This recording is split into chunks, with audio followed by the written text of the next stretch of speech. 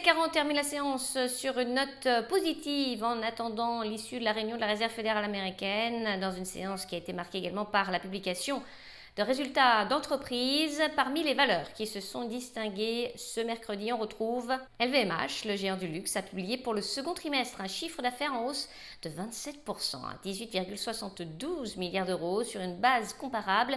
Les ventes ont augmenté de 19% après une hausse de 23% au premier trimestre. Le groupe s'est déclaré confiant pour le reste de l'exercice.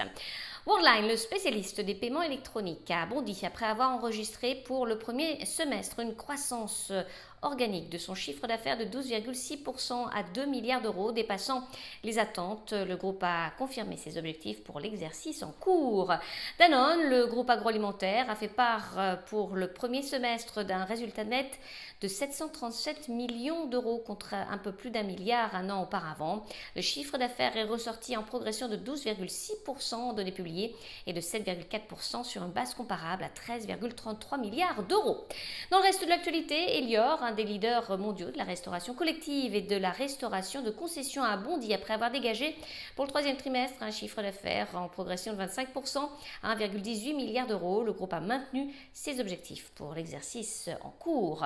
On passe à Michelin, le spécialiste des pneumatiques, a enregistré au premier semestre une marge d'exploitation en repli à 11,5% contre 12,7% un an auparavant. Le chiffre d'affaires a augmenté de 18,7% à 13,29 milliards d'euros. Le groupe a revu à la baisse ses perspectives pour ses principaux marchés, mais a confirmé ses objectifs financiers annuels.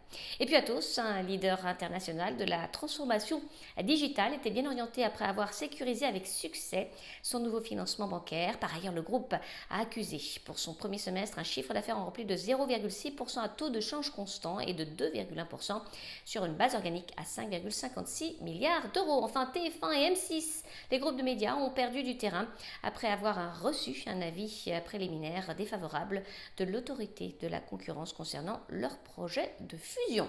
À New York, Sabrina Gagliosi pour Trading Central. Je vous souhaite une très belle fin de journée à tous. À demain.